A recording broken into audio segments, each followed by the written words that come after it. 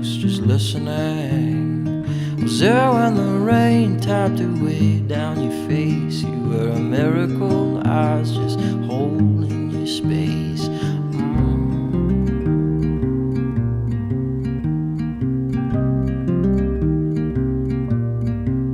Well, time has a way of throwing it all in your face. The past, she is haunted, the future is laced.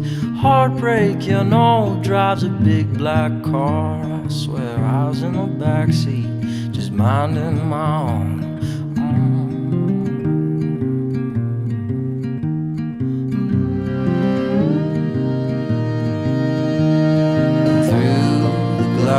The corn crows come like rain.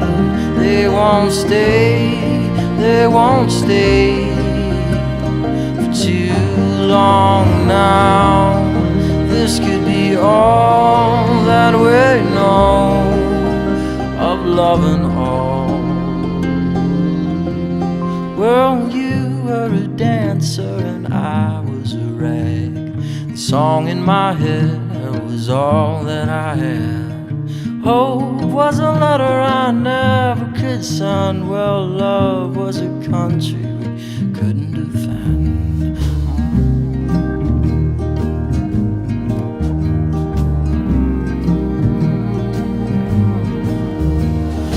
Through the carnival we watched them go round and round. All we knew of home was just a sunset and some clowns. Oh, well, you were a magazine, I was a plain Jane, just walking the sidewalks covered in rain. Love to just get into some of your stories, me and all my plain Jane glory. Me and all my plain Jane glory. Yo, I don't know why I can't look like centered. This is weird. I feel like I'm looking. I don't know. Anyway, this is my last day in Medewi. Then I'm heading to Balian tomorrow. I don't think I've actually filmed much aside from like the initial first couple of days where everything was new and exciting. But yeah, I mean, I've absolutely just loved this place. It's one of those spots I think I could live when I'm older, or at least come back somewhat regularly and just relax. Like, it's just so laid back. Yeah, it's rural enough for you to still feel like you're in a foreign country and you're in Indonesia, and there's like, it's close to Java, so there's a huge like Muslim community and there's mosques and you hear call to prayers, which I just like love. That kind of cultural side. But equally, like, if shit was to go wrong, or you know what I mean, I am still not quite used to this kind of life or culture. There is still like a city with everything I need within like a 2-hour drive, so you know what I mean. I feel like for where I'm at currently, it's that kind of healthy balance, and it's been the best spot in terms of my surfing progression I've had so far. I mean, the waves are like, you can't really see, pretty heavy right now, but the last few days I've had this like chest to head high.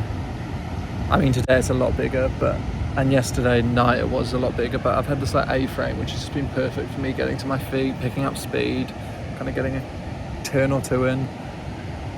And then this morning I braved the main point, which I haven't yet because of the crowd, and it was probably double overhead, but I got some of the longest rides of my life in, probably like a 100-200 meter left, which was just like perfect again for my level. And I even managed to snag like 4 or 5 waves in an hour session, which was I was pretty happy with. So that's given me confidence to take on crowds a little bit more, which I'm kind of not used to doing, but I think you just have to in Indo. And yeah, no, it's been fucking sick. I mean, it's still, I'm thinking, I'm blabbering on right now, but I haven't filmed much, so, and I want to try and do one per place, so there's kind of some logical order to the videos. but I'm just nearing 2 weeks-ish, 11 days or something of traveling, which has been, I mean, I'm really kind of settling into it now. I feel like being on my own and doing my own thing. Dad comes in a few days, which will be nice, but I don't know, this trip feels a lot different now. I'm in such a like insane and healthy relationship, because initially when I planned this trip, it was like just me. Well, it still is just me, but it was like I didn't have anything kind of back home to miss. And now I've got this incredible girlfriend who I'm missing a lot, which hasn't like, how do I word this? It's not made the trip worse by any means, but it's definitely like, it's crazy.